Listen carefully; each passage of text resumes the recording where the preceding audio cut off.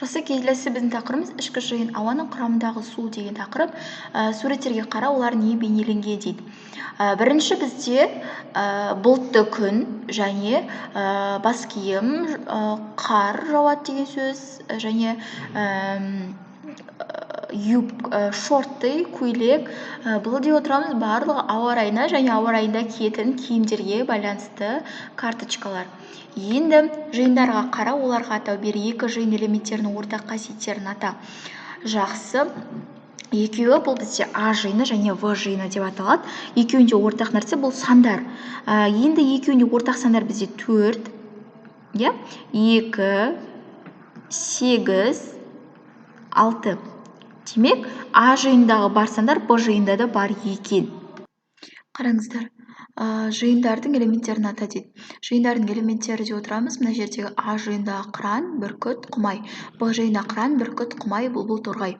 Енді А жиыны Б жиыны ішкі жиыны болып табылады. А жиыны Б жиыны ішкі жиыны болып табылады. Өйткені А жиында бар құстар, Б жиында бар деген сөз. Келесі берілген жиын элементтерінің өзін анықтаған қасиеттер бойынша екі жиын құрап әрбір жиынның элементтерін жаз, Эйлер-Вен диаграммасының көмегімен бейнелеп көрсетеді. Мына бізде Б жиыны болсын. Енді А жиынына мен мысалы біріншісі 23, 33, 93 деген сандарды жазғым келіп тұр. Яғни А жиыны Б жиынның ішкі жиыны деген сөз. Келесі мына жерге С жиынын жазғым келіп тұр. Оған мен жазғым келіп тұр. Қазір 15, 25, 75 деген сандарды. С жиыны Б жиынның ішкі жиыны. Тағы да бір жиын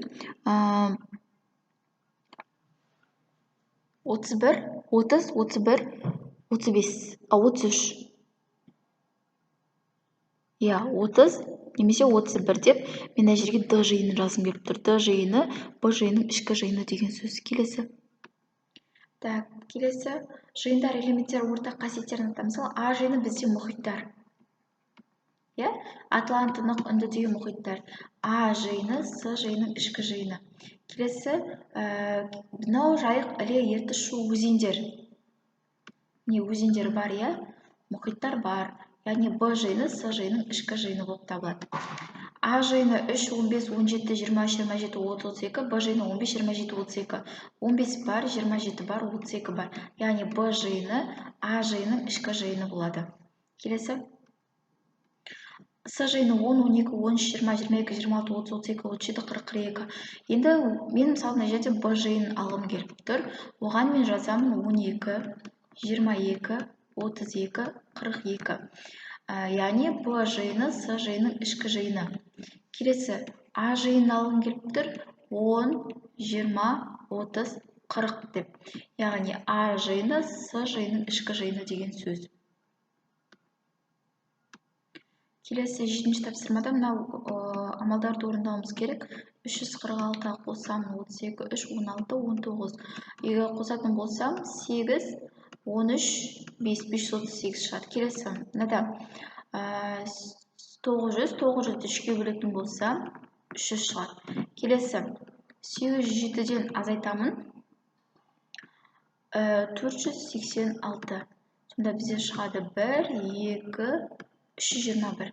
Келесі мына екеуін көбейтсем 30, 33, 333 азайтамын 320, 15 шығады екен. Балық аулайтын кемелер портқа дүйсенбі, сейсенбі және жұма күндері әр қайсысында 34 тоннадан балық алып келеді. 34, 34, 34.